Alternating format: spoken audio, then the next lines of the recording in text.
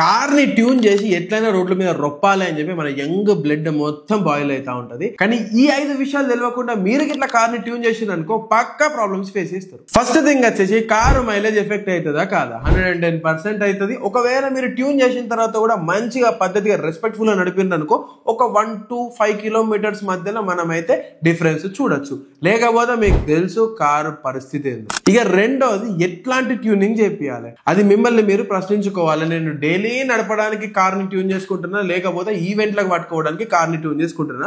3 స్టేజ్లలో tuning జరుగుతుంది. Stage 1, stage 2, stage 3 అని చెప్పి. ఇక ట్యూనింగ్ మన బండిని నాశనం చేస్తుందా చేయదా?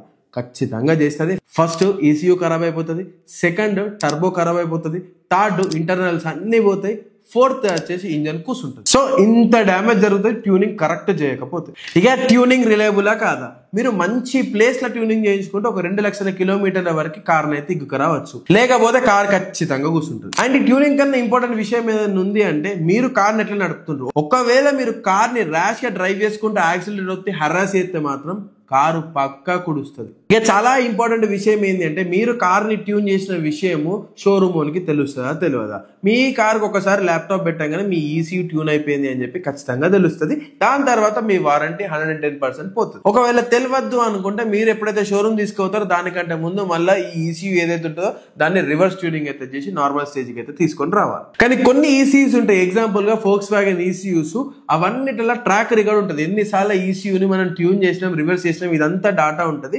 కాబట్టి ఈ కార్లలో మీరు ట్యూన్ చేస్తే మాత్రం పక్కా దొరుకుతారు. ఇట్లాంటి ఇంట్రెస్టింగ్ కార్ కంటెంట్ కోసం వెంటనే ఫాలో కొట్టండి. అండ్ మీ కార్ గురించి ఏదైనా డౌట్ ఉందనుకో ఖచ్చితంగా DM చేసి